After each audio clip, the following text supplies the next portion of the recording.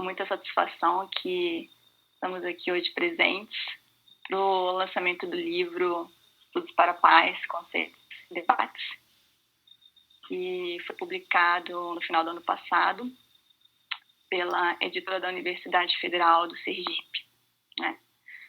Então, antes de tudo, eu gostaria de agradecer a presença de todos, né? A gente tem um público bastante diverso aqui, alguns conhecidos, outros que a gente não conhece, professores, profissionais de diversas áreas, né? Tem gente que trabalha até nas Nações Unidas, consultores, pessoal que trabalha na justiça. É um privilégio a gente estar contando com esse público tão variado. Obrigado pelo interesse e pela presença. Queria agradecer a nossa convidada quando ela chegar. Né? Mas, entretanto, eu vou também apresentar, né, quem somos nós, né? Alguns nos conhecem, outros não. Para quem não me conhece, eu sou Roberta Holanda Masqueto, sou uma das organizadoras do livro, juntamente com o Marcos Alan Ferreira e o Paulo Kuhlmann.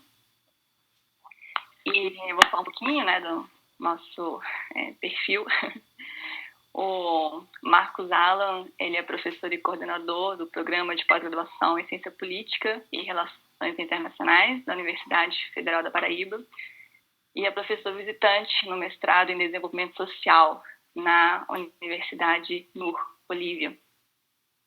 Possui doutorado em Ciência Política pela Unicamp, mas há muito tempo ele tem se dedicado especificamente aos estudos para a paz, né, publicando bastante na área, inclusive contribuindo aqui, né, de forma fundamental para esse livro.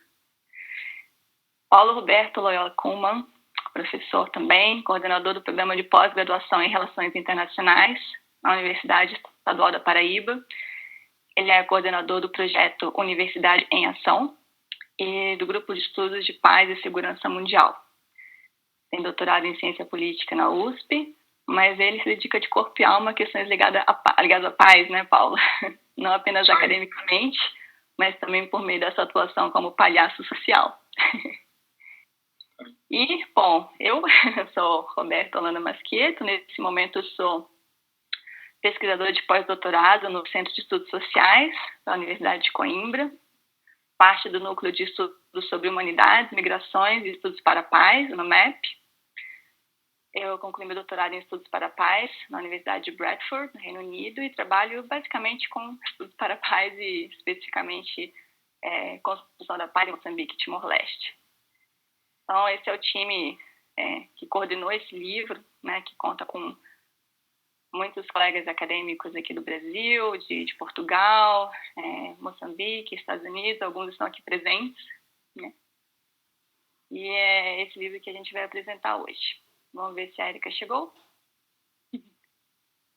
Acho que ainda não, mas eu já queria deixar registrado aqui o nosso agradecimento para a Érica, né? A Érica Winan, que depois eu vou apresentar antes dela começar o nosso debate, mas ela é uma grande amiga aqui do grupo e também teve um pouco por trás de todo o processo de publicação desse livro, de certa forma, né, mediando aí o nosso contato com a editora da Universidade Federal do Sergipe. Então, Paulo, Marcos, vocês acham que a gente vai seguindo ou aguardamos mais um pouquinho a Érica? Espero que ela não esteja tendo problemas de conexão. Ela me pediu o link agora de novo e estava falando que estava demorando para conectar. Entendi. Aí você que sabe. Tem essas questões, né? Conferência online. Bom, eu vou fazer uns anúncios gerais também enquanto isso, antes mesmo de começar a apresentação do livro. A ideia desse evento é que ele dure cerca de 1 hora. Nos primeiros 20 minutos, nós três vamos falar um pouco sobre o livro, né, a história, como é que a gente resolveu estruturá-lo. Depois a gente vai passar a palavra para a Érica, para trazer um pouco o seu olhar crítico sobre a nossa obra. E no final a gente vai ter aí uns 20 minutos. Desculpa as dificuldades. Tô convidada, imagina. Logísticas aqui da casa. Bem-vinda. aí a nossa convidada especial, Érica Winan. Érica, eu estava só dando umas diretrizes gerais aqui sobre o evento, enquanto a gente aguardava você. E estava explicando como é que vai ser o formato, né, que vão ser 20 minutos para a gente falar um pouco do livro, uns 20 para você comentar. E depois a gente vai ter uns 20 ou mais, a depender do público, né, para poder debater, enfim, questionar, trazer algumas questões. Sobre a discussão em si, os participantes, né, podem a qualquer momento colocar perguntas escritas no chat, né, se vocês acharem conveniente. Quem quiser pode também levantar, digamos, a mão ou colocar no chat, eu gostaria de falar ou comentar, que a gente vai anotando e aí vocês poderão ter a palavra em algum momento. Né? O que foi escrito no chat a gente vai estar juntando para depois, né, abordar as principais questões. E um anúncio mais geral é que vocês devem ter percebido, a gente vai estar gravando esse evento. Existe um canal no YouTube da Rede de Pesquisa em Paz, Conflito e Estudos Críticos de Segurança, ou Rede PSEX, muitos aqui já fazem parte, quem não conhece a gente convida, né, a conhecer. E a gente vai, na verdade, estrear esse canal do YouTube com esse lançamento do livro. Então, a gente entende que quem se dispor a aparecer no vídeo vai estar concordando com que essa imagem seja compartilhada. Se alguém for preferir não aparecer, né, então a gente sugere que utilize os meios escritos aí para poder, né, participar do debate. E outra questão menor, mas, enfim, às vezes, né, é bom lembrar nesses meios aqui eletrônicos, vocês têm a opção de colocar, né, a voz em mudo e o vídeo também, pode aparecer ou não aparecer. A gente sugere que, enquanto outras pessoas estejam falando, que fique sempre no mudo, né, para evitar interferências, né, barulhos caseiros e por aí vai. Bom, essas são as primeiras questões. Então, uma vez que estamos todos aqui, talvez entre mais alguém no meio da apresentação, eu vou passar aqui logo a palavra então para o Marcos, que vai falar um pouquinho sobre o contexto aqui de formação da ideia, né, de como surgiu esse livro. Bom, Marcos, a palavra é sua. Bom, obrigado, Roberta, pela apresentação geral. Agradecer a todos, né, que se disponibilizaram a estar juntos aqui, né, nesse lançamento virtual. Nós tínhamos esse ano muitos planos de lançamento desse livro, ainda temos, né, só foram adiados. Então, a ABCP, né, o Encontro da Associação Brasileira de Ciência Política, o Encontro da Associação Brasileira de Estudos de Defesa, talvez até a ANPOC, né, da Associação Nacional de Pós-Graduação em Ciências Sociais, mas como tivemos a questão da pandemia, o lançamento presencial foi adiado, né, mas a gente falou que não poderia esperar tanto e vamos fazer o lançamento virtual e depois faremos também, tomara que encontrando todos vocês pessoalmente, né? Bom, vou falar brevemente sobre a história por trás do livro, né? Bem breve mesmo. Primeiro que depois de um dos encontros da Associação Brasileira de Relações Internacionais ocorrido em Belo Horizonte, não lembro bem se foi 2013 ou 2014, enfim, só peço para falar.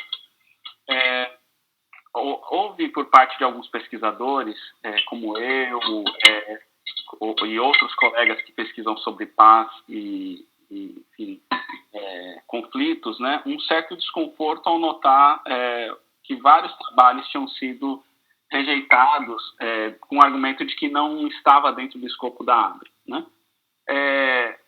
Não temos nenhum problema com a ABRE, pelo contrário, né, muitos amigos estão lá, mas foi interessante esse desconforto porque acabou gerando em nós uma vontade de juntar mais aquelas pessoas que têm essa vontade de pesquisar paz e conflitos, né?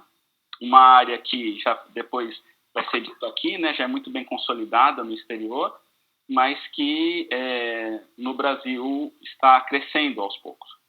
Então, a partir disso, né, o Paulo vem já desenvolvendo pesquisas, principalmente sobre arte e paz, mas não só, há um bom tempo, eu um pouco menos de tempo, e como nós estamos na mesma cidade, embora instituições diferentes, a gente sempre tem conversado muito, e lembro nitidamente que num café no shopping aqui à beira-mar de João Pessoa, a gente estava trocando umas ideias de o que a gente poderia estar fazendo juntos, e na conversa surgiu a ideia de fazer um livro, né, organizado sobre estudos de paz, dado que não tinha na literatura em português, né, em inglês até tem um número razoável, o que chamamos de manual ou handbook, né, de estudos de paz.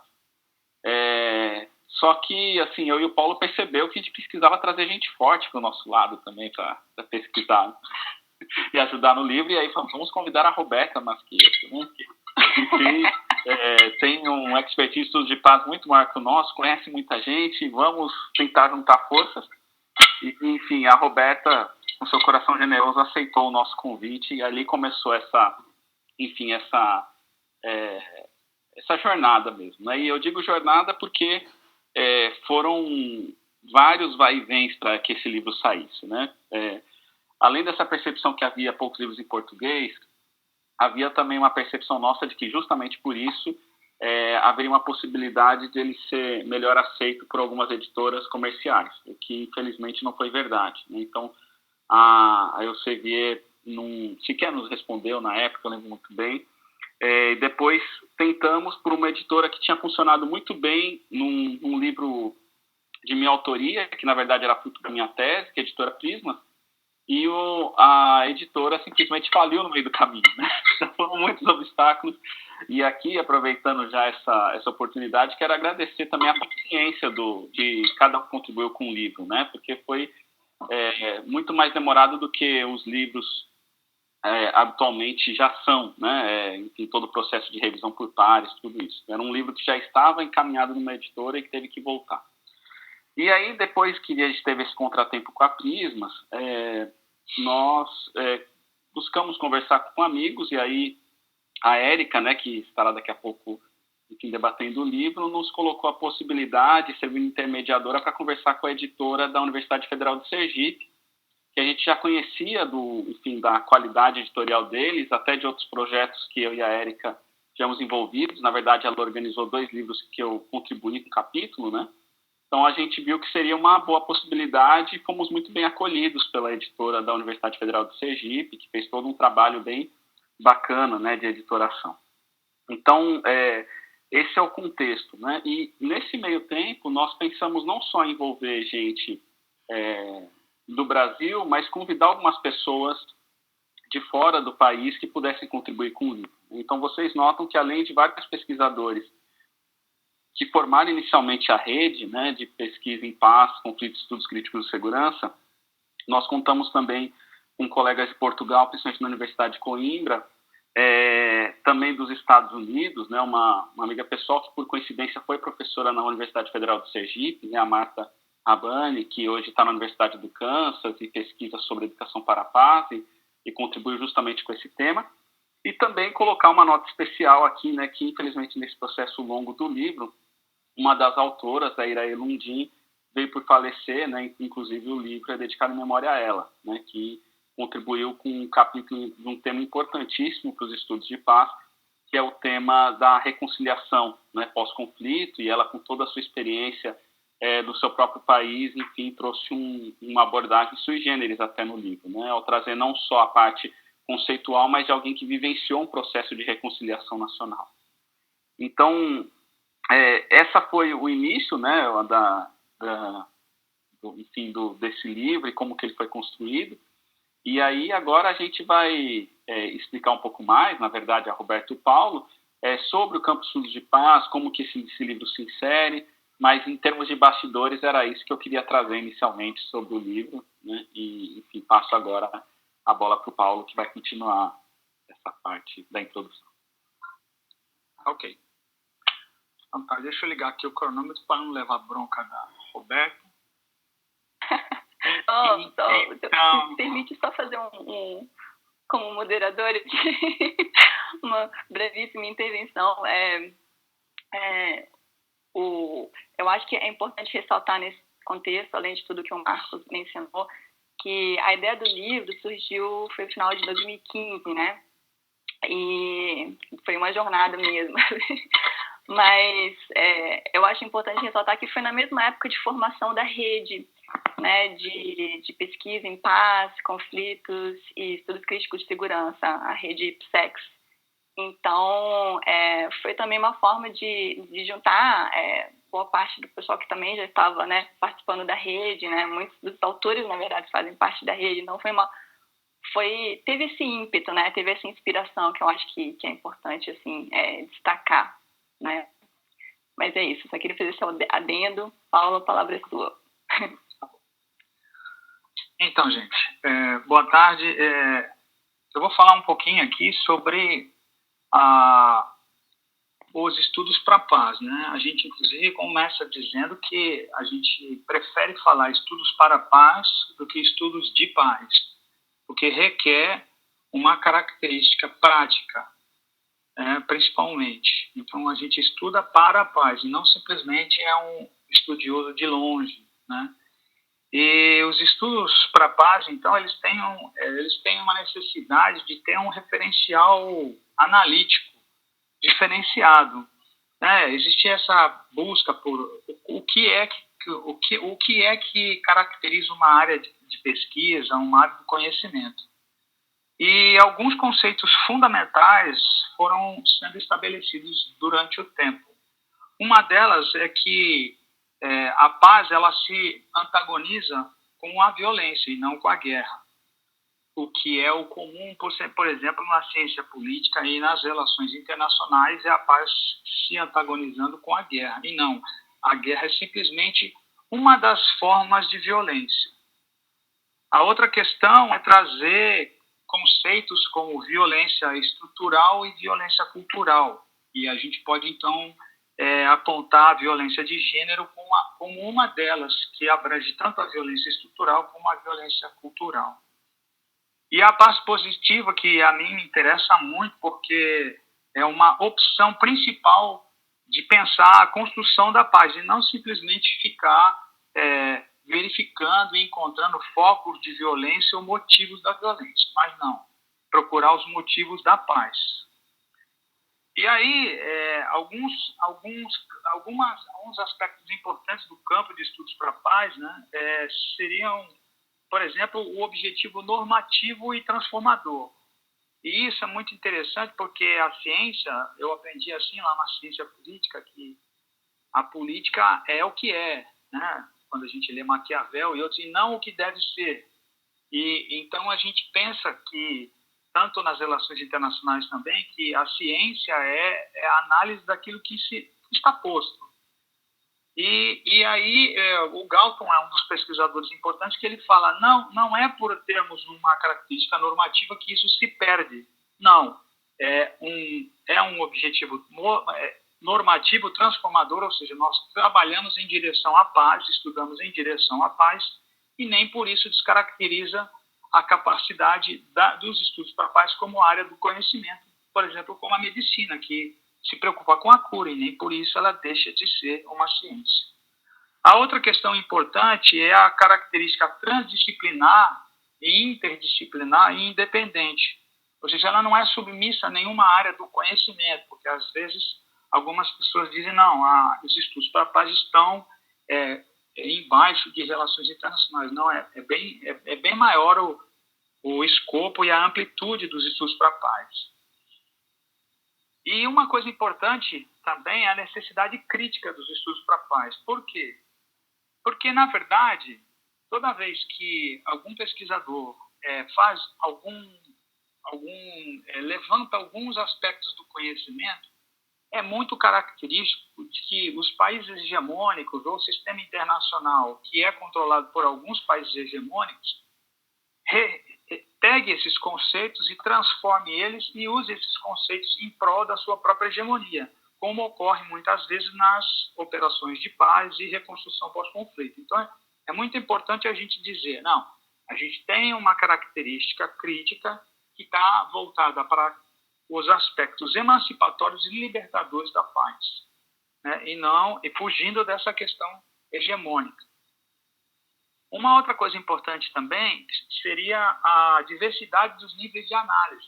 Ou seja, não se foca simplesmente no Estado, pelo contrário, vai do nível interpessoal até, às vezes, até do intrapessoal.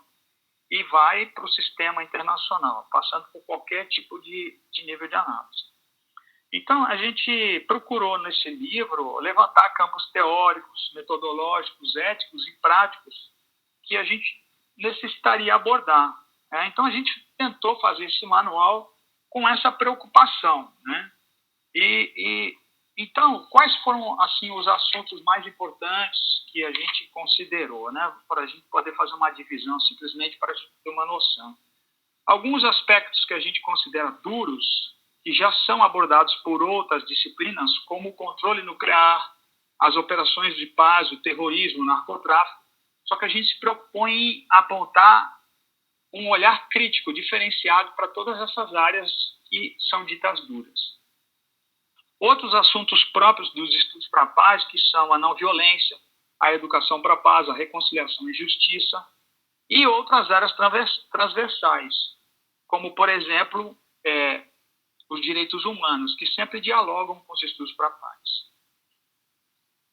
Um outro aspecto importante também é a preocupação com a questão metodológica, porque, geralmente, a ciência é considerada quando usa métodos quantitativos.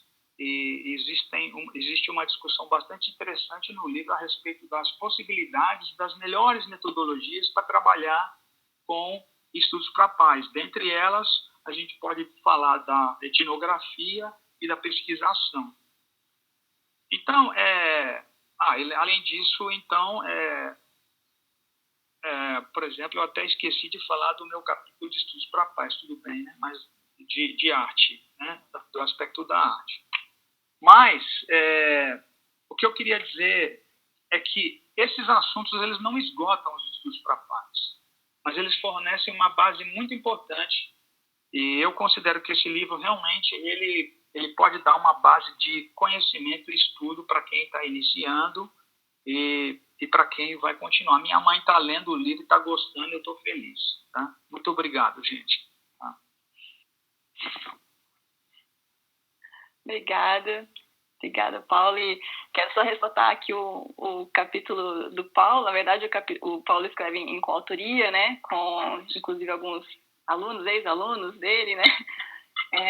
Capítulo excelente, tem um capítulo excelente sobre, né, arte e estudos para a paz, onde ele traz inclusive a experiência de um trabalho de extensão dele. Então é algo assim que dificilmente a gente veria no manual de relações internacionais, né, e aí acho que ressalta um pouco o diferencial do que a gente está tentando trazer aqui.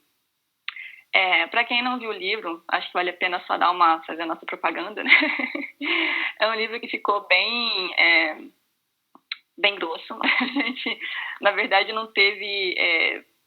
a gente não quis poupar nada, tá? Mas a gente primeiro fez o livro e depois correu atrás de publicação. Foi um processo, assim, bem, eu diria, na raça e na alma, né? Contando com todos os autores que tiveram, inclusive, tanta paciência para esperar isso aqui sair. Mas, enfim, são 16 capítulos, quase 600 páginas, né, que tratam, além dos temas que o Paulo falou, né, tem também um capítulo só sobre gênero, feminismo e estudos para a paz, que eu acho que é fundamental também trazer essa abordagem crítica, né, enfim, tem muita coisa interessante. E é isso, né? Fica difícil entrar um pouco nos detalhes, mas em termos de conteúdo, eu acho que eu só quero destacar uma coisa que talvez faltou falar. A gente fez um esforço no sentido também de tentar mapear o que tinha no Brasil, né, sobre estudos para a paz. Porque existem coisas, existem iniciativas, mas a gente sentiu que não estava tão patente, né? Eu gosto sempre de comentar, eu acho que eu comento no livro, lá em 1900 e algumas coisas, quando eu era estudante de graduação na UNB, eu cheguei, foi a primeira vez que eu ouvi falar em estudos para a paz, quando eu peguei essa cadeira na multidisciplinar, chamada Estudos e Pesquisa para a Paz, com o professor Nielsen, na época. E interessante é que tinha aluno de tudo, da medicina, de todas as áreas, quase ninguém de relações internacionais, estava eu lá, acho que era talvez uma área meio soft, né, para aquele currículo um pouco mais tradicional, né, na minha época, né, no curso de graduação, e na época aquilo me chamou muito a atenção, mas até onde eu sei, assim, passaram-se os anos e aquilo não chegou a entrar, né, dentro do currículo de relações internacionais. De novo, não que tenha que entrar, né, da forma que a gente entende, os estudos para a paz são absolutamente transdisciplinares e eu acho que deveriam estar presentes de alguma forma em todo lugar. Mas, então, assim, lembrando dessa história, né, eu falei, bom, então vamos tentar mapear o que tem em termos de centro de estudo, iniciativas e tudo. A gente fez um trabalho mesmo de site, de tentar pegar informação, né, na época a gente já estava na rede PSEX, mandamos e-mails, gente, o que vocês sabem que existe de centro de estudo, etc. Então, a gente tem no nosso capítulo introdutório um mapeamento disso, dos grupos de estudo, instituições, né, tudo que a gente encontrou, que com certeza não é tudo, né, a gente tem plena ciência disso.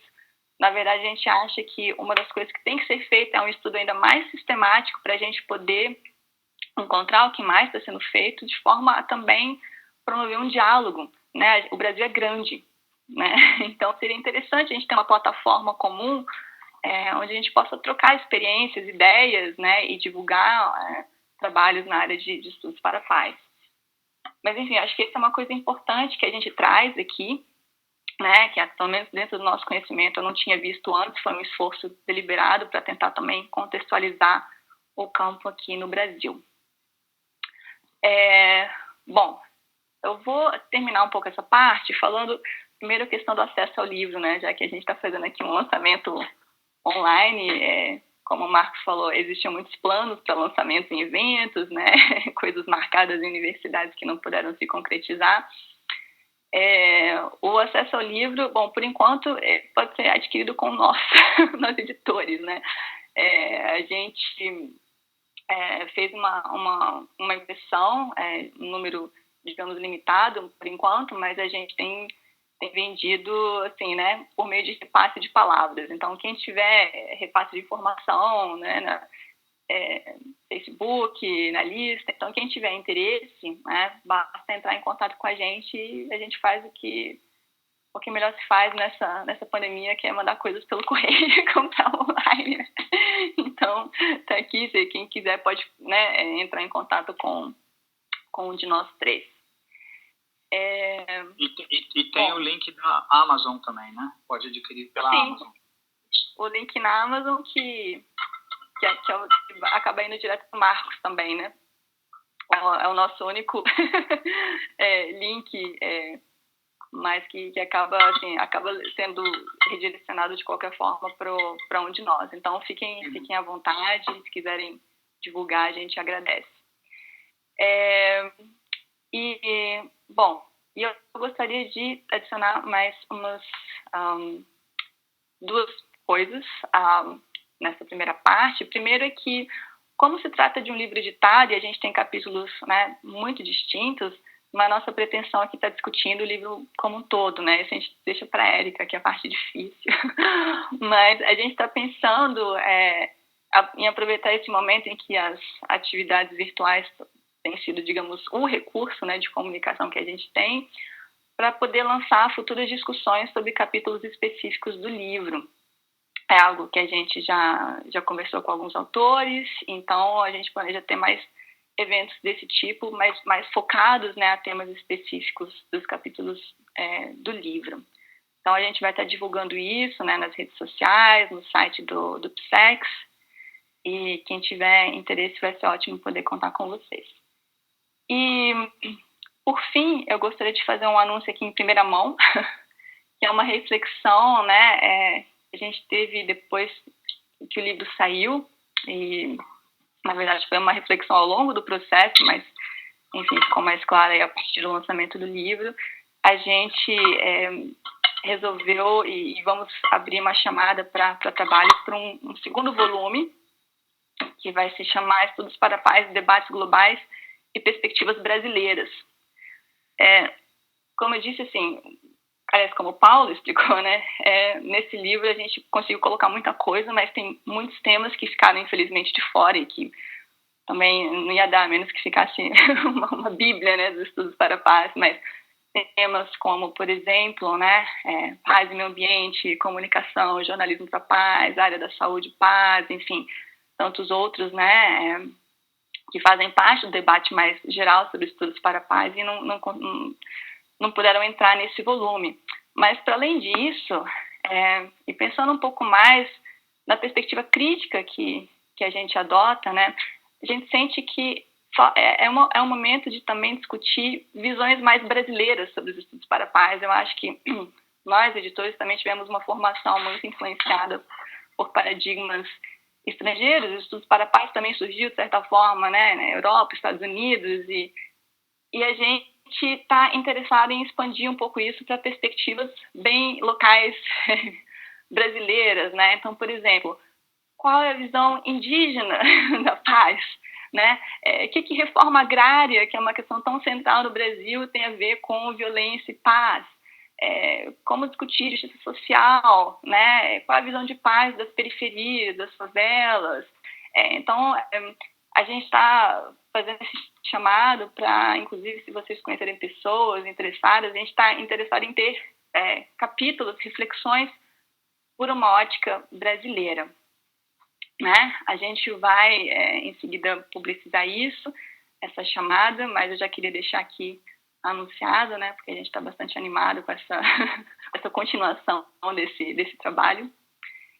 E, bom, eu vou encerrando a minha parte, passaram meus 7 minutos, e vou aqui passar a palavra para a nossa convidada especial, a professora Erika Winan, que é doutora em História pela Unesp, professora do Departamento de Relações Internacionais da UFS desde 2010.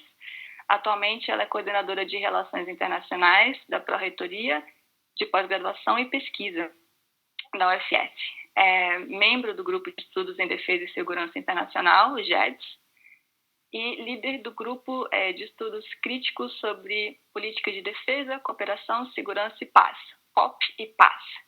Né? Como já foi dito, a Erika acompanhou o processo de publicação do nosso livro, né? E a gente é muito grata por todo o seu apoio e entusiasmo, né, ao longo desse processo. Dito isso, fica à vontade para levantar todas as críticas que você acha interessantes sobre a nossa obra. Erika, obrigada. Passo a palavra para você. Imagina. Boa tarde a todas e todos. Vocês me ouvem bem? Legal. Que bom. Então, queria agradecer a oportunidade de estar aqui com vocês. Enfim, o Marcos já é meu amigo de longa data aí, conheço o Marcos desde a graduação. O Paulo também, né, Paulo? Desde lá de Franca, quando ele colocou pela primeira vez o nariz de palhaço, entrou em sala de aula, lá nos idos de 2005. Enfim, Roberta, né, que conheci através deles, que eu também respeito muito academicamente, gosto muito pessoalmente. E mando o beijo do meu marido para vocês todos, que também gosto de vocês e admiro. Enfim, eu queria dizer que eu que agradeço por vocês terem publicado esse livro, desde que o Paulo me mandou o projeto, né, e narrou as dificuldades, eu achei que aqui poderia ser um canal muito interessante, que seria muito interessante para a Universidade Federal de Sergipe publicar esse livro, que ela ganharia muito com o livro de vocês, né? Acho que toda a comunidade acadêmica ganha, acho que o Nordeste ganha, a UFES com certeza ganhou bastante. E tinha um interesse muito pessoal que esse livro fosse publicado, pelo simples motivo de realmente também ter esse referencial teórico metodológico que vocês trazem, porque isso sempre foi uma dificuldade para mim, para os meus alunos, né? Eu, assim como o Paulo e o Marcos, eu também venho de uma agenda dura de pesquisa, enfim, que tentava fugir um pouco de um positivismo, mas não conseguia. A gente sabe que esse foi o desafio da Escola de Copenhague, por exemplo, e foi bem sucedido no sentido de abrangência de agenda, trouxe para a gente uma oportunidade de rediscutir novos atores da segurança, mas tem seus aspectos de conservação também, de status quo, tem seus aspectos positivistas. Enfim, eu acho que eu saí de um paradigma mais institucionalista dentro da defesa, das políticas de cooperação, e comecei, assim, por uma questão de crença pessoal mesmo, acreditar que aquilo não me satisfazia mais, né? Até, Isso me veio por meio de um caminho completamente heterodoxo, não tem nem a ver com a academia, que foi como, na verdade, eu conheci o que hoje vocês chamam de Super-Paz, mas eu conheci a ideia de paz de uma forma diferente, que foi na Unipaz aqui de Sergipe, que eu frequentava por outras razões, por motivações espirituais, digamos assim. E entrando em contato com as ideias do Roberto Kleiman, do Pierre Weil, enfim, conhecendo mais sobre os processos circulares, acabei conhecendo a Marta Jalali, que escreve aqui nesse livro. Há muito tempo atrás veio fazer uma palestra aqui sobre uma ação que eu entendia como uma ação de extensão, né, em rede internacional, que era o Clube da Justiça Social, e que ela trouxe aqui para Sergipe, no Instituto de Pesquisa, as universidades e as escolas abraçavam a ideia, e aí quando ela me falando de alguns links de contato, eu falei, ela deve conhecer o Marcos. O Marcos já conhece. E eu não fazia a mínima ideia de como trazer isso para a academia, que era tratado numa vertente e não seria considerado acadêmica, né? A gente sabe todos os preconceitos que a gente enfrenta, isso que vocês narraram no começo, eu enfrentei dentro da área de defesa com uma pesquisa muito mais convencional, digamos assim, porque a gente sabe que existe essa coisa dessa ênfase, né, na capacidade militar, na capacidade material, e como se isso realmente, como acho que esse livro todo vai colocar, fosse uma proteção, né, contra a violência, né? A gente sabe que, principalmente depois do Gallup, com essa separação de fase positiva e fase negativa, não é bem assim. E aí, enfim, e aí foi mais ou menos o Paulo e o Marcos, né, que foram me colocando em contato com essa possibilidade, né, com essas leituras que me trariam mais dentro da academia aquilo que seriam as minhas crenças pessoais. Eu sou muito grata a isso, né? Então, como uma iniciante patinadora, né, para mim é muito satisfatório saber que essa missão foi cumprida tão brilhantemente, né? Então, não esperava outra coisa dos três, senão um trabalho de qualidade, obviamente. Mas é claro, é uma primeira tentativa, né? E uma das sugestões que eu ia fazer para vocês era de realmente criar um segundo volume, né? Que vocês já disseram que vão fazer. E assim, o que eu posso comentar, né? Serão comentários gerais a respeito da composição da obra, né? Fica muito claro que vocês se preocupam num primeiro momento, né? Vocês anunciam isso na introdução, se preocupam num primeiro momento em ter capítulos mais metodológicos, mais teórico, com uma discussão mais epistemológica também, né? Enfim, trazendo isso como um instrumental, uma possibilidade de instrumental de uso, né? Dessas ferramentas metodológicas para quem quer trabalhar com os estudos para a paz, e anunciando que vocês farão nos 8 capítulos vindouros, né? Vocês fazem uma demarcação, eu acho que tem uma demarcação conceitual que é original de vocês, né, que o Paulo já falou, que é vocês trabalharem os estudos para a paz, numa vertente já que se diferencia dessa paz liberal, né, desse institucionalismo liberal, que é o que o que nós conhecemos originalmente como ideia de paz e mecanismos de paz, né, que é a dimensão desses conceitos multilaterais, unianos, principalmente.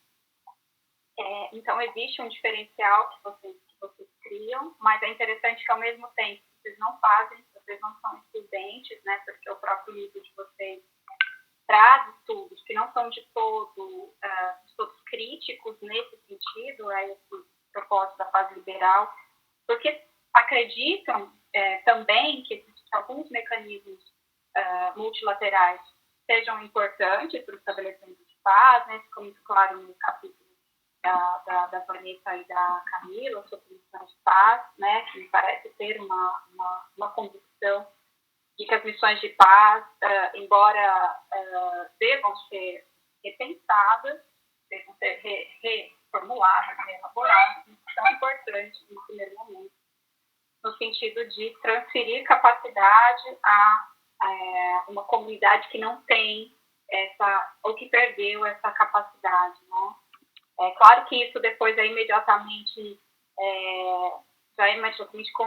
contrastado com o capítulo escrito pelo Aldo e pelo Ramon, que vai apresentar já perspectivas mais diversificadas, perspectivas críticas mais diversificadas, né? Trazendo uma corrente que é mais reformista, enfim, uma que como eles próprios dizem, né, vocês que eles utilizaram, nem se envolver demais ao romantismo, né, da emancipação, acreditando que aquilo não possa resultar também, posteriormente, no conflito, mas, ao mesmo tempo, fazendo com que as políticas que venham de cima para baixo, elas representem, de fato, aquilo que é auscultado na comunidade, né, ou seja, que elas possam ser formuladoras dessa própria reconstrução, que seja facultada essa autonomia para essa reconstrução, não sobre um viés que venha de cima para baixo com o olhar do outro, né? Olhar sobre o outro, vamos assim, exagerando, né? Um pouco bárbaro, né? Incivilizado e tudo mais, né? Ou seja, existe também uma visão de meio termo, né? Uma visão de meio do caminho, né? Que, como já dialogando com o capítulo do Marcos, que é uma coisa meio budista, né? Essa coisa do caminho do meio. Então, é interessante que, assim, eu acho que nesse sentido, embora vocês se demarquem como críticos a isso, né? Aparecem nos capítulos também trabalhos que prestigiam essa perspectiva também institucional, né? Porque é o reflexo do que se produz. Eu acho importante que apareça assim no livro, porque é um espelho do que está se produzindo ainda, né? Um espelho também do que é remanescente desse debate, do estado da arte, né? Dos estudos de paz, dos estudos para a paz. Então, eu acho que o livro também é espelho do que a gente tem. Eu entendo que vocês reuniram isso a partir de um grupo, vocês contam uma história, né, que foi a partir de uma reunião que aconteceu no congresso da ISA, né, e então, na verdade, eu acredito que vocês vocês representem essa comunidade hoje, né, de estudos para a paz aqui no Brasil. E esse livro reflita, então, justamente o estado da arte, né, que vocês mapearam através da constituição dessa rede. Então, acho que é um esforço muito louvável, né, sem contar que existe uma distribuição regional interessante, né, a gente tem trabalhos aqui de diferentes regiões do Brasil, e para discutir as questões mais de emancipação, digamos assim, que a gente entende como estabelecimento da paz, vocês trazem a África, que é muito emblemática nesse sentido, né? E que está numa situação de diálogo com o Brasil de muita simetria, né? Sobretudo do ponto de vista da construção dos seus próprios parâmetros, né? A gente também vem desse processo de colonização que não está superado, e ainda a nossa epistemologia ainda é uma epistemologia também colonizada. Então, eu acho que é interessante a gente adotar Brasil e África como parâmetros para a gente construir visões sobre o estabelecimento da paz. Muito embora, outra questão que eu ia colocar, e que vocês também já me atenderam, é em relação a uma visão latino-americana e brasileira, né? Porque o livro é do Brasil, né? Quer dizer, ele não é do Brasil, né? Mas ele foi publicado no Brasil.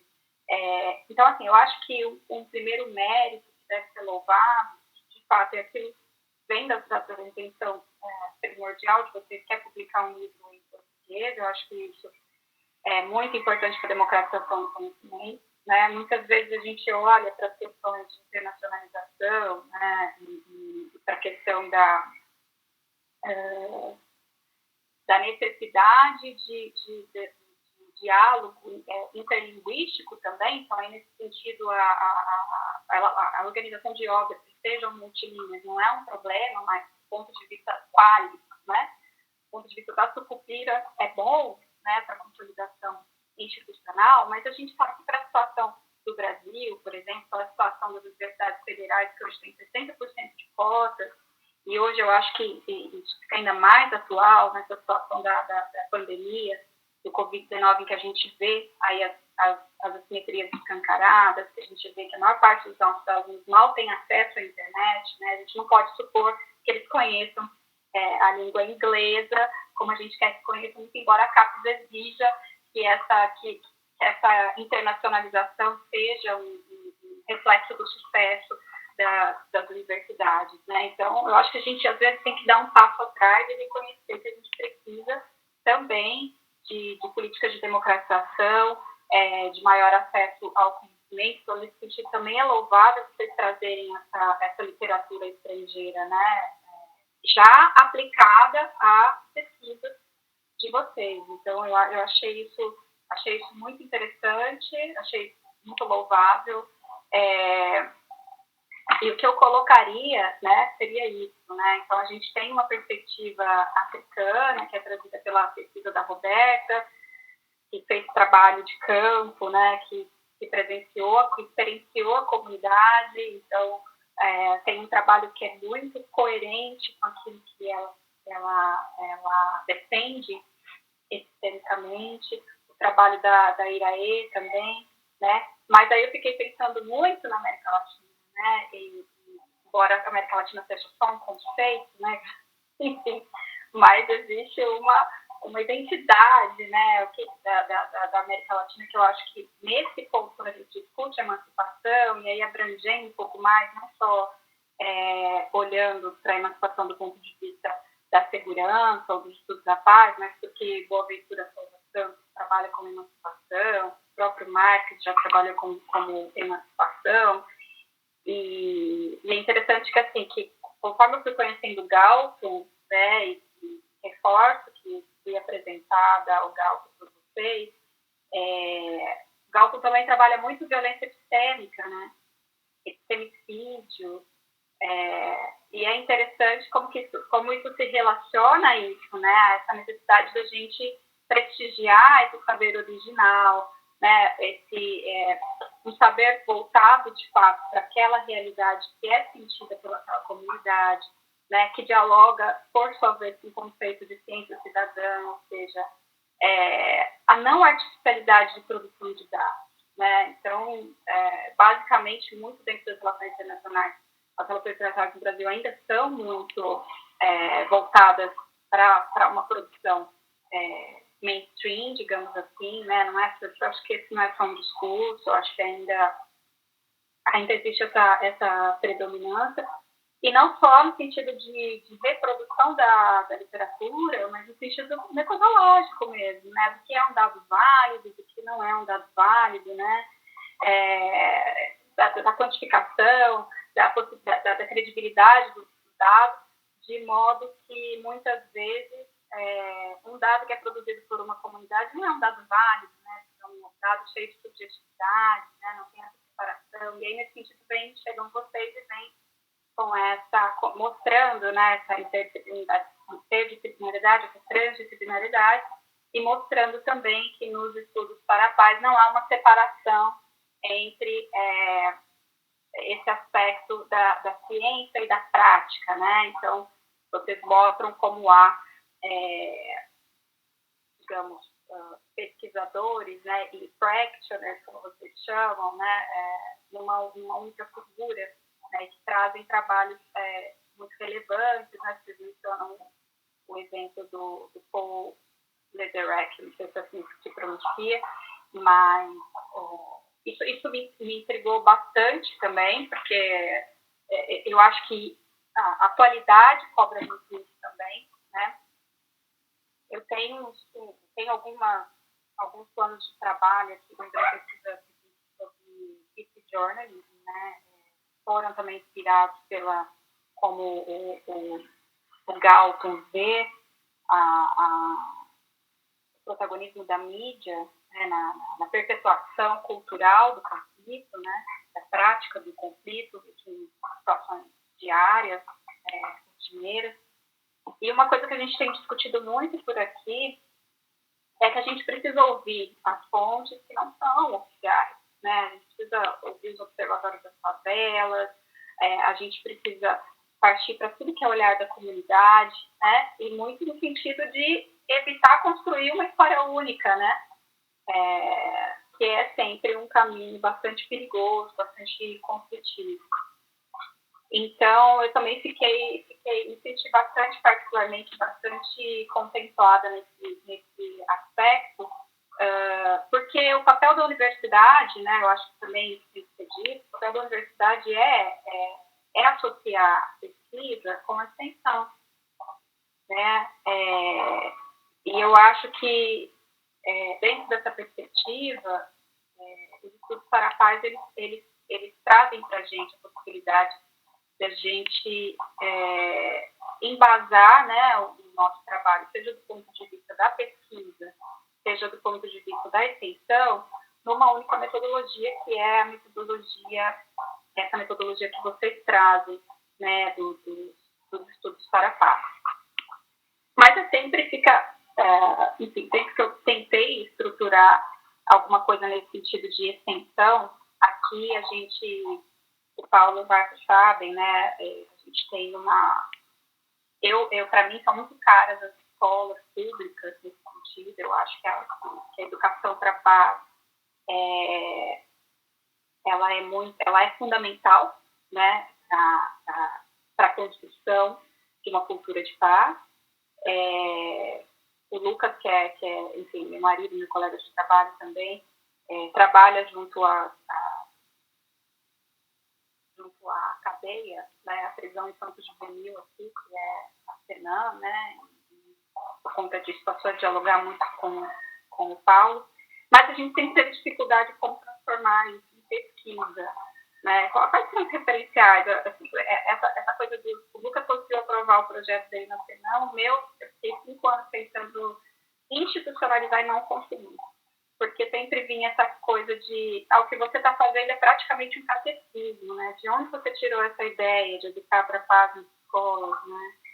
E eu vejo que escolas públicas do Ceará faziam com sucesso, escolas públicas do Espírito Santo faziam com sucesso, chegando mesmo publicações, indicadores, e aqui tem tanta coisa, isso é catequese, não é?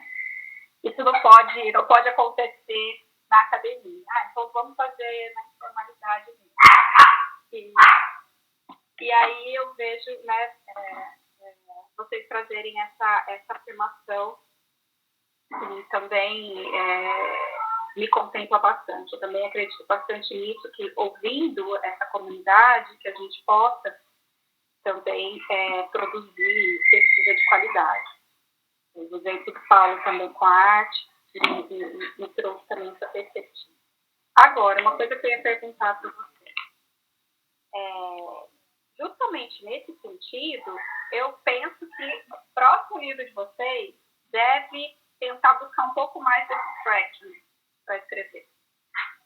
Né? Eu sei que Marcos faz um trabalho importante, Paulo, então, com a palhaçaria dele, nem se fala.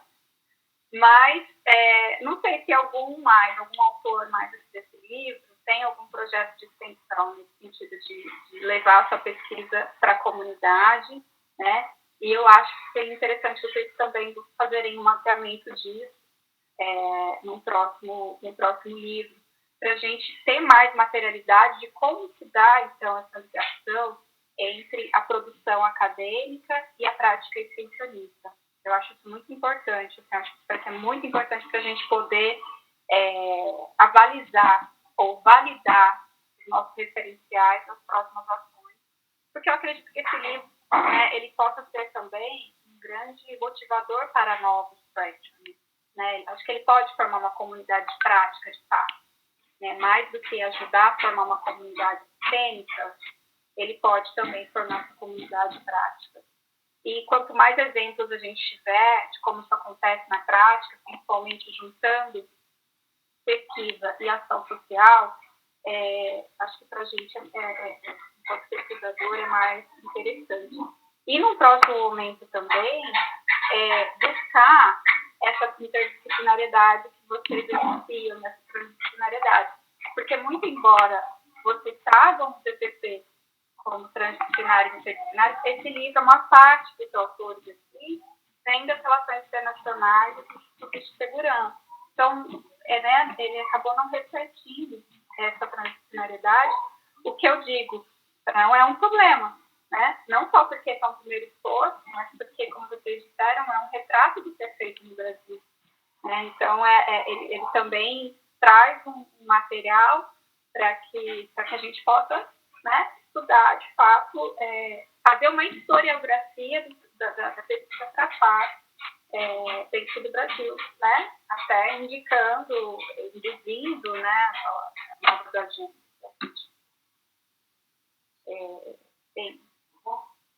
Marcos, eu fiquei bastante interessada pelo seu capítulo, né?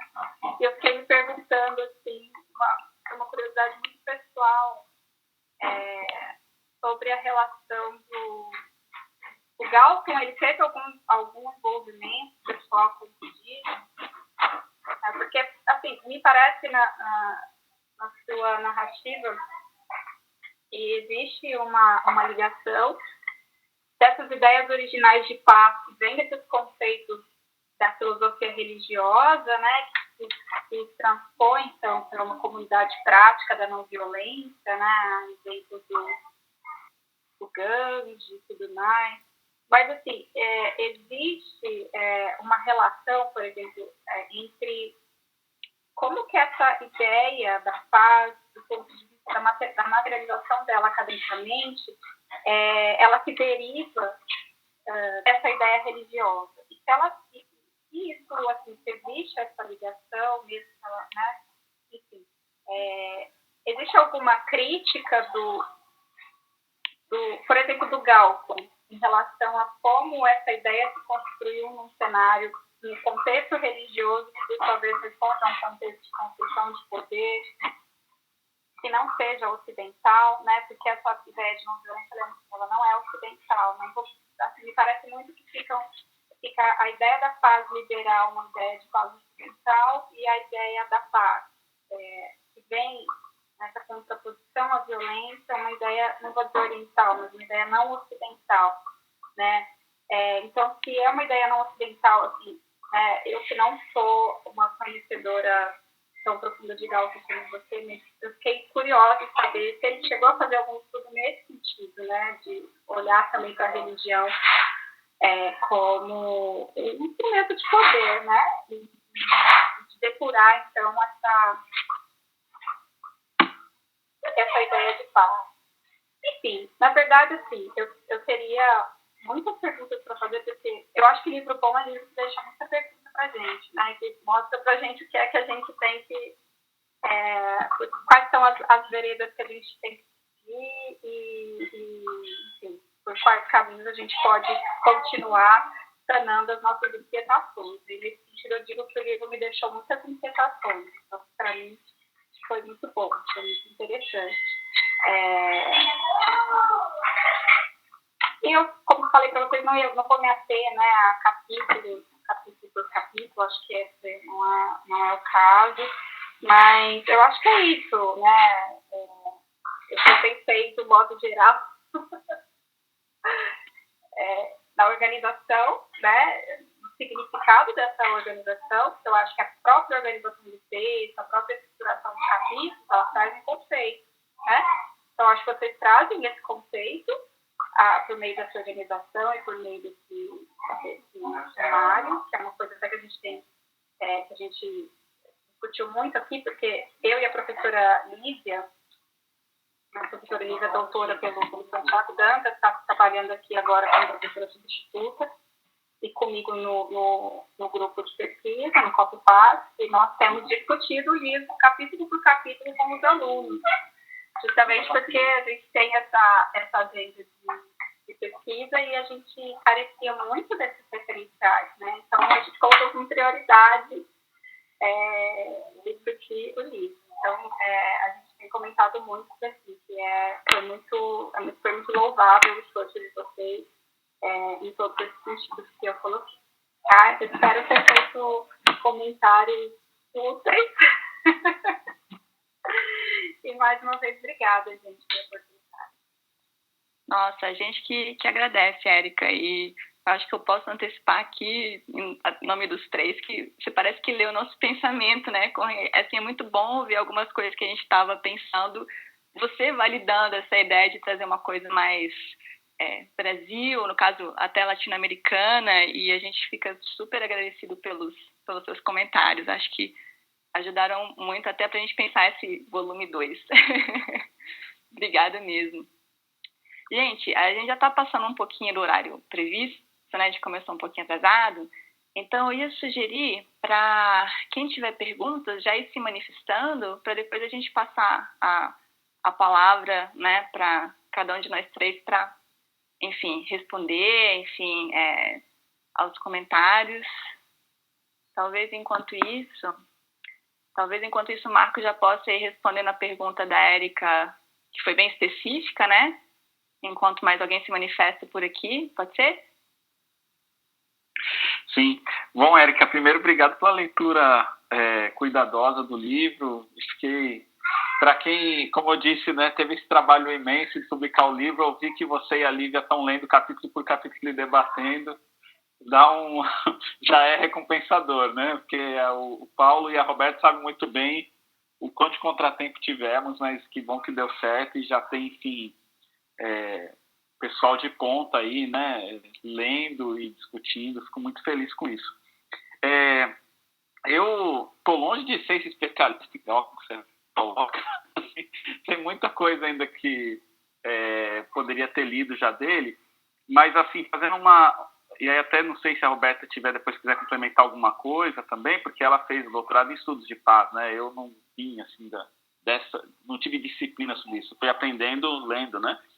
Mas do pouco que eu li sobre ele, essa questão da religião, ele tem algumas publicações que ele fala do budismo, né? Ele tem um texto chamado Peace and Buddhism, e ele tem um outro texto dele, bem interessante sobre religião, que ele chama Religions Hard and Soft, em que ele diz que há algumas religiões que têm uma concepção de mundo mais voltadas para pensar a paz, e aí ele lista algumas, né? Ele fala que um ramo do hinduísmo é assim, o próprio budismo, os quakers, os bahais, os sufis dentro do Islã. Ele vai citando ou religião ou ramos dentro de algumas religiões que teriam, enfim, conceitos que dialogam mais com a paz, enquanto que tem outras concepções que são mais voltadas ao conflito, né? E ele até faz uma crítica incisiva a algumas maneiras como é concebido enfim, o cristianismo nesse texto, né?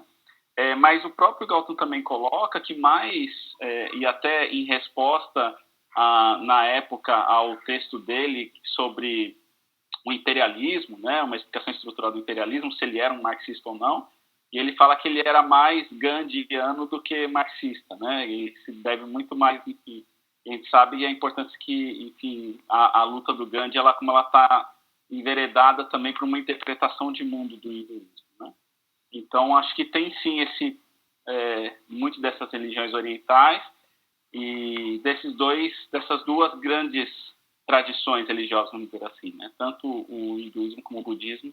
E dá para notar até da maneira como ele constrói alguns conceitos, né, que lembra muito também como, quando a gente lê alguns textos do hinduísmo ou mesmo do budismo, como que dá para notar que dá para fazer umas interposições, né, como ele explica, por exemplo, paz positiva, paz negativa, e a maneira como ele entende a violência e por aí vai.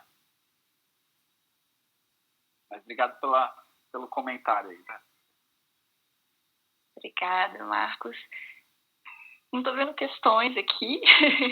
Só queria falar. Estou passando a palavra para o Paulo, exatamente para você comentar o que você quiser com relação ao que a Érica falou, enfim.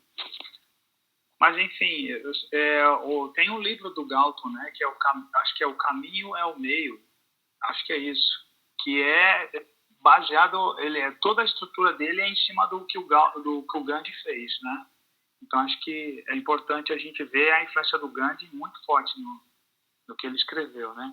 E aí, nisso que você está falando, Érica, é uma coisa muito difícil, né? Porque eu acho que é uma preocupação muito das mulheres, né? Uma preocupação de gênero. O caminho é a meta, isso mesmo, Camila.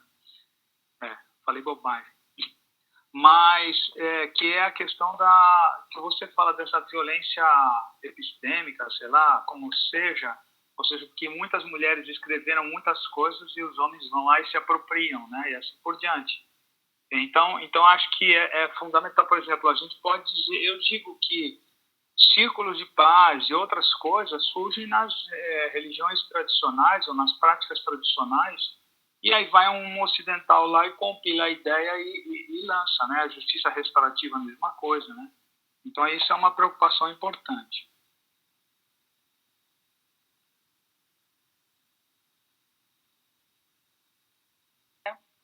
Bom, então, enquanto também não aparecem questões, o pessoal está tímido, não precisam ser perguntas, podem ser comentários. Eu sei que tem gente aqui muito expert, com ampla experiência, e fiquem à vontade para comentar. Eu só vou aparecer uma questão anteriormente da André sobre justiça restaurativa, né? A gente tem um capítulo no livro que é sobre reconciliação e justiça, que é exatamente da Ira Elundin, que era na verdade era brasileira, mas ela saiu na época da ditadura, pediu exílio tem toda uma história, né? Foi parar na Suécia e depois acabou se realocando em Moçambique, enfim, e ficou lá o resto da vida, né? E como de um lado professora e pesquisadora no Instituto de Relações Internacionais, o ISRI, e depois ela e ela também foi muito engajada na década de 90, né, como consultoria, parte de alguns projetos do governo, enfim, ela tinha uma experiência gigante, né, ela ajudou a mapear, organizar o processo de reconhecimento das autoridades tradicionais, enfim, antropóloga, né, então, assim, tem um capítulo onde ela discute isso, mas muito focado no caso de Moçambique, mas também entrando um pouco na discussão teórica, né. Claro que o próprio debate sobre justiça restaurativa é amplo, não acho que não é a especialidade de nenhum de nós três, né? Eu acho que tem muito a se discutir e até poderia trazer alguma experiência talvez mais latino-americana, né? Possivelmente num outro volume, né?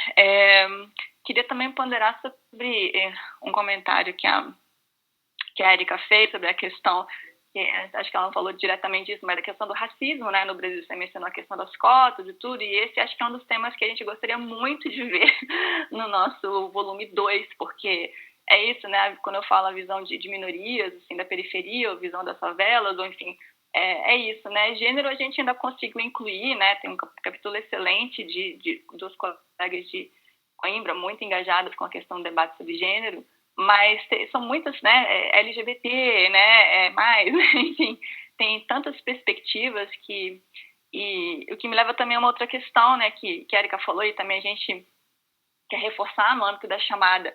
A gente tem um interesse enorme, como você falou, em reforçar esse aspecto transdisciplinar, por isso que na nossa chamada, vocês vão ver, a gente faz um apelo para que isso se espalhe para antropólogos, gente de educação, da saúde, psicologia, comunicação, porque a gente quer isso, né? Realmente o nosso background, da maioria dos autores é de ciência política e relações internacionais, mas eu acho que a gente tem que ir um pouco além disso para tornar esse debate mais plural e consolidar no Brasil essa ideia de um campo em si, né, transdisciplinar, e também a questão de trazer os practitioners, né, quer dizer, quem tem conhecimento, assim, não só para ver como se aplica. Eu sei que aqui, não sei se ainda está online, um querido amigo Jared Ordway, que também fez o doutorado dele em Bradford, e ele trabalhou com mediação e em Florianópolis, né?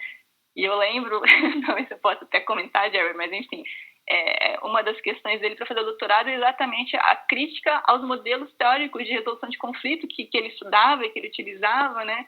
Então, eu acho que isso, gente que trabalha nessa interface, a gente também quer, né? E a gente encoraja, inclusive, parcerias acadêmicos, practitioners, né? Porque, às vezes, tem essa questão da linguagem que é diferente, mas eu acho que a gente tem que tem que ir atrás disso, né? Tem que assumir, até para abraçar uma metodologia um pouco mais plural, né? Então, fiquei muito feliz quando você comentou isso, Érica, porque é exatamente o que a gente tá buscando. Bom, eu acho que metodologicamente, vamos ver, é possível aprofundar os estudos para a paz, que eu estou vendo, os estudos para a paz com foco no Estado e no sistema internacional. Pergunto por que pensa de interesse o debate sobre o caso brasileiro, um país pacífico internacionalmente, mas violentíssimo internamente. Eu e o Marcos estamos trabalhando um pouco sobre isso, mas eu vou deixar a palavra para o Marcos agora para responder essa questão. Bom, obrigado aí, Juliano, pela pergunta. Acho que esse, inclusive, é uma agenda que eu tenho trazido, né? Tentado trazer, na verdade, enfim, dentro do meu papel como pesquisador, que é como que os estudos para a paz nos ajudam a compreender o caso do Brasil. Eu e a Roberta, como ela adiantou, estamos preparando um artigo aí, né, para ser submetido justamente questionando esse viés de olhar só o Estado, né, como importante quando se trata de conflito e violência. E a gente, quando olha o Brasil, o Estado também, e muitas vezes, é violento, né? Então, existe sim é possível sim aproximar, e aí até é importante nessa sua pergunta trazer o que vem a ser o foco principal nos estudos de paz, né? Que o nível de análise ele não fica no Estado, mas sim no conflito onde se manifesta a violência, né? Enfim, isso podemos dizer, quase um consenso, né? A diferença é que, às vezes, para analisar o conflito, se volta ao Estado como unidade de análise, né? E aí tem algumas escolas, vamos dizer assim, mais mainstream nos estudos de paz, que colocam o conflito a partir do momento que ele interessa ao Estado. Só que, olhando de uma perspectiva mais ampla, esse conflito, essa violência vai além do Estado, muitas vezes, também. E o caso do Brasil ele é emblemático nisso, né? Algo que, como eu disse, a gente vem tentando desenvolver, aí eu e a Roberta, tomara que a gente consiga avançar, e aí a gente já fazendo deixando um gostinho de quero mais, pegando o estudo de caso sobre o Nordeste brasileiro, mais especificamente, né? Como que é violento, embora tenha muitas vezes a perspectiva pacífica. E aí essa discussão também eu tentei trazer recentemente num verbete, né, que eu publiquei na enciclopédia da Palgrave sobre paz e conflito, que a Roberta também contribui olhando Moçambique, e o verbete que eu escrevi sobre Brasil, eu justamente coloco essa discussão, né, de que assim, o Brasil ele é visto como estando numa zona de paz do ponto de vista regional, ele é visto como um país pacífico do ponto de vista dos conflitos interestatais, mas se o nível de análise ele passa a ser a violência, a gente está muito longe de ser pacífico, né? E isso não só hoje, historicamente é assim. Não só uma violência direta, mas também de várias outras frentes, como cultural, estrutural, como é a discussão do Gal. Aí não sei se o Roberto quiser complementar alguma coisa também, já que a gente tem escrito sobre isso. Eu acho que um dos aspectos que a gente está tentando trazer é em cima do chamado nacionalismo metodológico, né? Porque a nossa crítica, na verdade, vai até dentro dos estudos para a paz, muito embora na origem tenha essa preocupação com a violência, porque tem um grande grupo assim, de gente que vem das relações internacionais, mesmo a análise da violência e dos conflitos, ela acaba tendo um viés um pouco estatocêntrico, essa ênfase em guerra civil, em peace building como reconstrução de guerra, e cada violência doméstica, a violência de gênero, e como às vezes se relacionam, né? Por exemplo, no Brasil, a questão do crime organizado, violência nas prisões, isso tudo está ligado ao Estado e de alguma forma afeta a própria habilidade do Estado de manter segurança. E o crime sai também, né? Não fica só preso lá dentro do Estado, né? Então, acho que são questões não só que podem, mas devem ser discutidas, né? Eu penso sempre que o ideal é trabalhar com múltiplos níveis de análise, né? E o grande desafio, e muito complexo, é tentar ver essas nuances, como um afeta o outro, né? Sair dessa coisa do público e do privado, que, aliás, no Brasil, né? Cada dia fica mais claro que isso não é uma ficção, né? No público e privado, mas acho que são questões sérias, né? Que a gente tem que trazer. Então, seria ótimo até, quando a gente terminar esse paper, né, Marcos, Juliano pode dar algum insight aí, fazer um review pra gente. Com certeza. O que mais? Vamos ver se tem mais alguma questão. Só queria falar também o seguinte, né? Porque o Brasil é pacífico no meio externo, assim, depende, né? Depende do momento histórico também. Depende de como ele se relaciona mesmo na diplomacia e depende do âmbito, né? Hoje a gente não está tão pacífico assim, né? Então, acho que a gente tem que relativizar isso, né? E até agora, que eu acho que é possível analisar, sim, é possível você ter esse nível de análise, né? Não descuidando dos outros. Né? Sim. Não, eu acho que é super pertinente isso também, né? A gente, no máximo, sempre lembra da Guerra do Paraguai, mas parece que passa assim, um passant e é uma mácula na diplomacia pacífica brasileira, né? Eu acho que existe também uma ênfase nas narrativas, né? Que às vezes engrandecem, né? Essa coisa, Brasil pacífico e tudo, e eu acho que a gente tem que quebrar isso mesmo, né? Bom, deixa eu ver se tem mais questões aqui. Não sei se alguém quer se manifestar também, abrir a voz, fiquem à vontade. Ok. Gente, só para dizer que assim, esse pacifismo também, né, que eu concordo com vocês, existe uma disputa discursiva aí, né, gente? Isso aí é uma construção discursiva, obviamente, o Itamaraty não é de hoje, né? Tem reforçando uma tradição aí, mas que não resistiu a um governo destemperado, né? Que a gente nem tem mais. Então não dá mais.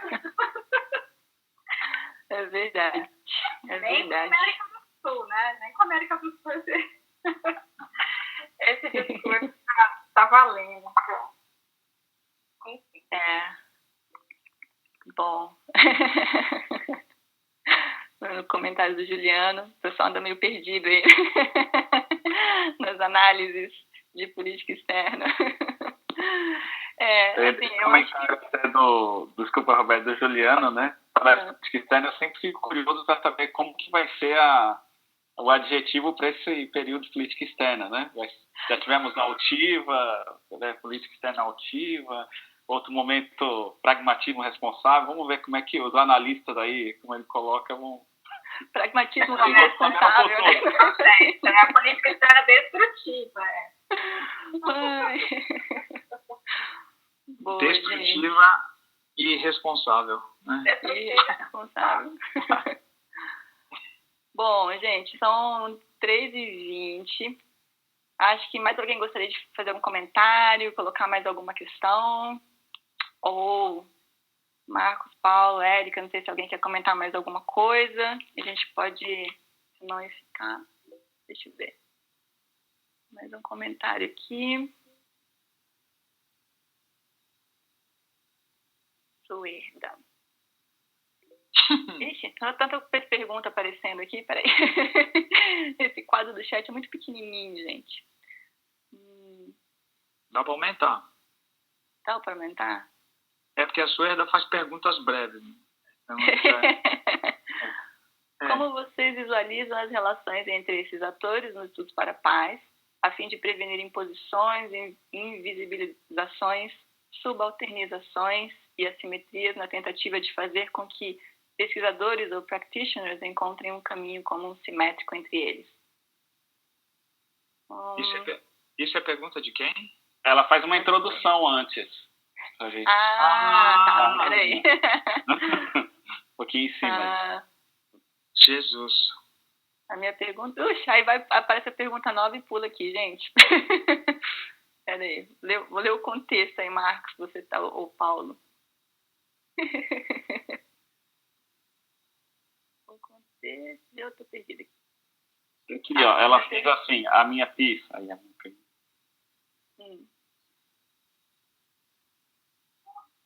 Leia, Marcos, leia. A minha pergunta vai na direção dos atores envolvidos nos estudos para a paz, aqueles que mais se localizam numa atividade de pesquisa reflexiva e aqueles que mais aplicam, embora eu reconheça que há aqueles que conseguem mesclar ambas atividades. Considerando o comentário da professora Érica sobre a necessidade de trazer mais practitioners na publicação seguinte, como vocês visualizam as relações entre esses atores e estudos para a paz? a fim de prevenir imposições, invisibilizações, subalternizações e assimetrias na tentativa de fazer com que pesquisadores ou practitioners encontrem um caminho comum simétrico entre eles. Eu acho que tem uma experiência interessante de campo que a própria Roberta tem, né? Tanto do Moçambique como do Timor-Leste. Poderia talvez comentar como que se dá essas relações de diferentes atores a partir do que você viu também do Moçambique ou do Timor que você teve recente, não sei. Olha, eu tô quase repassando aqui. Eu sei que a gente tem os practitioners aqui fortes que ainda não se manifestaram.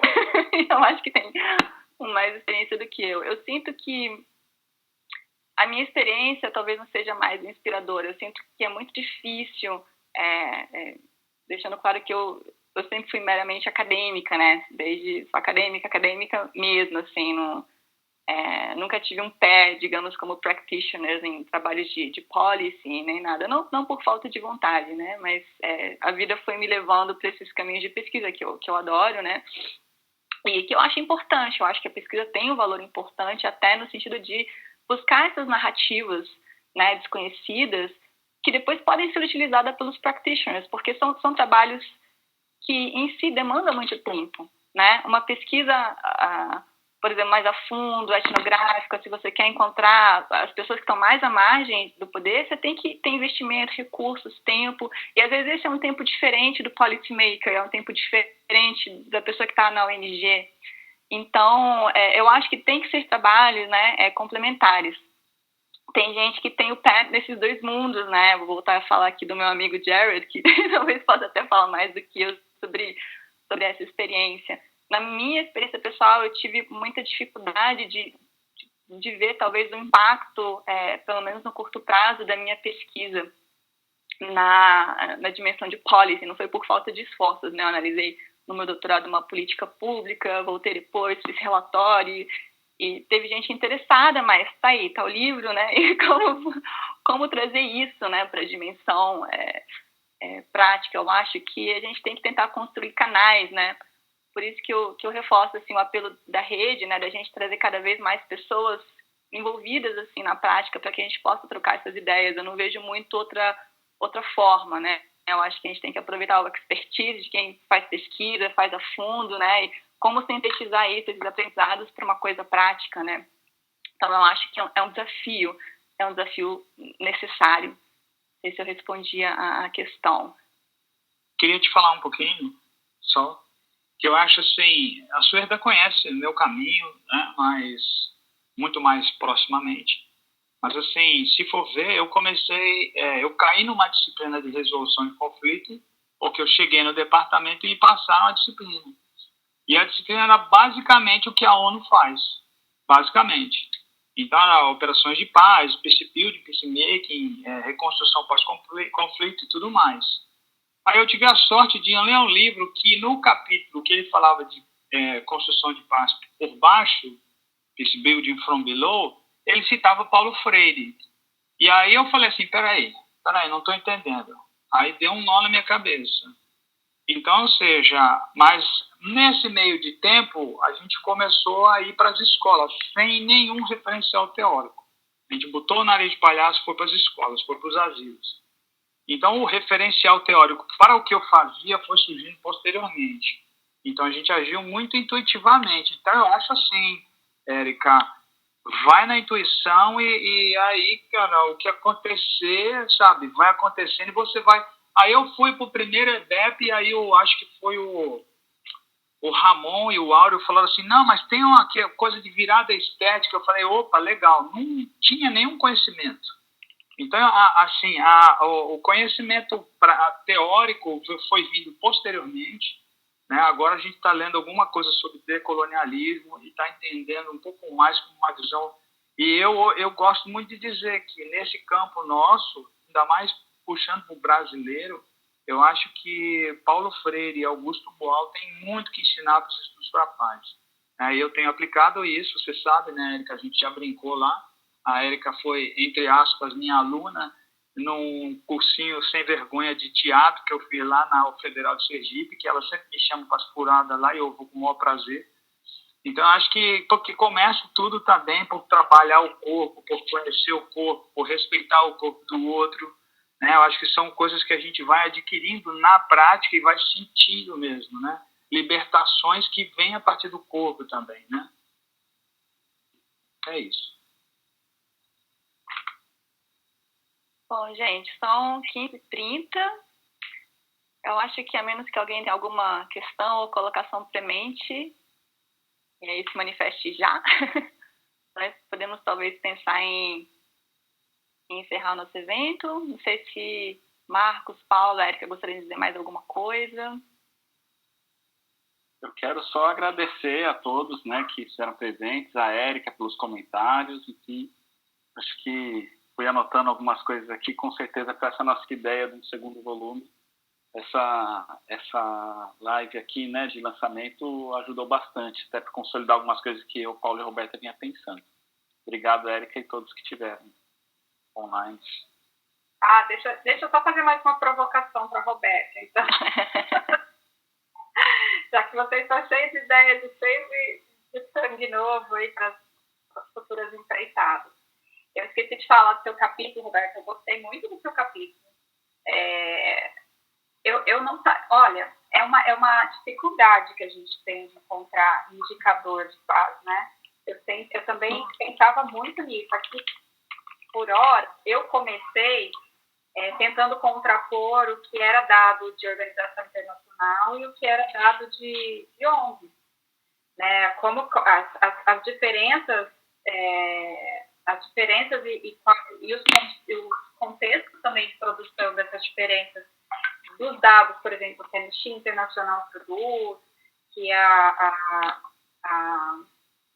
meu pai, esqueci o nome da organização, e os organismos não internacionais, né, produtores de indicadores, produzem em relação às mais diferentes situações, seja a violência doméstica, né, violência contra a mulher, a violência institucional que é praticada pela simetria que ainda existe no acesso à educação, principalmente na educação superior, né, as condições de manutenção da mulher dentro da educação superior, condições da mulher no mercado de trabalho, enfim, tudo que muitas vezes as organizações internacionais pintam com uma maquiagem muito bonita, né, e que a gente precisa realmente diversificar essas pontes para a gente ter algo um pouquinho mais perto, né, do que realmente fotografa a realidade. Tudo bem? E aí, no capítulo da... Estou aqui debaixo dos cobertos. Ai. Tem uma conversa, tem um microfone aí que tá... Silenciei, já pode seguir. Pronto. Para não acontecer como na reunião lá com os empresários de São Paulo, né? Enfim, quando você fala da diferença, né, dos indicadores de paz negativa, né, porque embora sejam indicadores para paz, ainda estão muito focados nos dados sobre a paz negativa, né, sobre a redução dos conflitos e não propriamente a redução da violência e a afirmação da paz positiva. E aí você mostra quais são as particularidades de cada índice, né? Em que aspectos alguns são mais fortes, né? Quais são as lacunas, mas de certo modo isso complementa a nossa visão para que a gente possa buscar esses índices de forma complementar, né? A gente saber, eu achei isso muito interessante, porque realmente para mim eu estava completamente no escuro. Eu acho que o seu capítulo ilumina muito nesse sentido, né? A depender da pergunta de pesquisa que a gente tem, qual indicador pode nos responder mais assertivamente, bem que eu acho que o ideal é a gente contrastar os diversos aspectos, né? Reconhecendo, então já tendo essa perspectiva analítica que reconhece quais são os pontos mais fortes, os pontos mais vulneráveis desses índices, já fica muito mais fácil para a gente.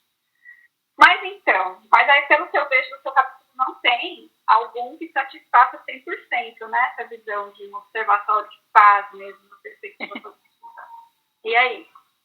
Vamos ter ou não? Olha, se eu te disser que assim, a minha pesquisa atual, ela foca especificamente no que eu acho que é o mais difícil de tudo, que é a dimensão subjetiva, como cada um percebe as coisas, como cada um percebe o que é violência, o que é paz. E isso, de certa forma, vem responder um pouco os desafios de você pensar em termos de indicadores, né? Eu fiz aquele texto muito, não para desmerecer, eu acho que é muito útil você ter indicadores, mas eu acho que nós, como pesquisadores, temos que ter, digamos, a noção das limitações de tudo que a gente faz, né? Por mais difícil que seja, não existe abordagem perfeita, né? E eu acho que é importante ter comparações, né? Quando a gente fala em indicadores, né? Mesmo Global Peace Index, ou enfim, quando você quer comparar conflitos e tendências, acho que isso tem o seu valor. Mas eu estou cada vez mais interessada em ver, digamos, não só o dia a dia das pessoas, que, por exemplo, o Everyday Peace Indicators tenta trazer, mas como as pessoas se sentem, né? E isso é muito difícil de balizar, né? Então, eu acho que a gente tem que abraçar o nosso preconceito, digamos assim, olha, eu quero entender isso, tem essas limitações, mas continua sendo relevante por isso e aquilo. Eu acho que não tem muito por onde escapar, né? E quando a gente faz isso, a gente já abraça um espaço maior para autocrítica, né? Então, acho que essa era um pouco a ideia, lançar um pouco luz sobre isso, né? Porque, com certeza, a etnografia tem suas limitações, pesquisação tem suas limitações, mas são objetivos distintos, né? E eu acho que a beleza da transdisciplinaridade é também você abraçar diversos métodos, um pode iluminar o outro, né? Um estudo etnográfico pode trazer luz a contradições dos índices e vice-versa, né? Se você faz um estudo etnográfico, isso aqui é um caos e não deu certo, ou deu muito certo, por que não se reflete nos indicadores? Então, eu acho que essa é um pouco a ideia, né? Alargar o diálogo. Bom, gente, a minha filhinha está, acho que aqui, inconsolável. Não sei se dá para ouvir aí. Mas, considerando o horário aqui do nosso encontro, eu sugeriria, então, que a gente chegasse a uma conclusão, né? Acho que já não tem mais questões, muitos agradecimentos, e eu queria agradecer todos que participaram, inclusive quem ficou aqui até o final, né?